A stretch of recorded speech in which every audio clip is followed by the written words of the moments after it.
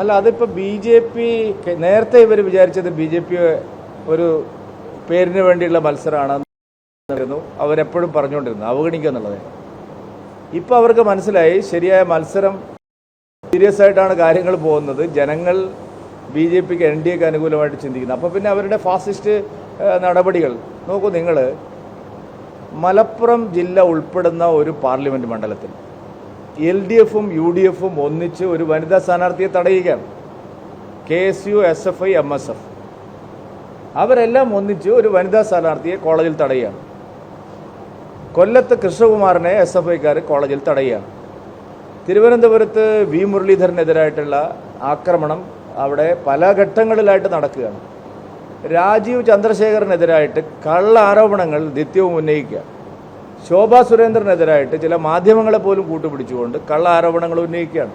അനിൽ ആൻ്റണിക്കെതിരായി ഇപ്പോൾ ഒരു പുതിയ കഥയുമായിട്ട് രംഗത്ത് വന്നിരിക്കുന്നു. ഇത് നമ്മുടെ സംസ്ഥാനത്തിൻ്റെ തെരഞ്ഞെടുപ്പ് ചരിത്രത്തിൽ ഇന്നേ വരെ ഇല്ലാത്ത വിധം ഭാരതീയ ജനതാ പാർട്ടിയെ, ദേശീയ ജനാധിപത്യ സഖ്യത്തെ ഇരു മുന്നണികളും ഭയപ്പെടുന്നു എന്നുള്ളതിൻ്റെ സൂചനയാണത്. അതുകൊണ്ട് അവരെല്ലാ ഫാസിസ്റ്റ് അക്രമ രീതികളും ഉപയോഗിക്കുകയാണ്. കണ്ണൂരിലാണെങ്കിൽ ബോംബ് നിർമ്മിച്ച് RSS BJP നേതാക്കളെ ഇല്ലായ്മ ചെയ്യുമെന്ന് പറയുകയാണ്.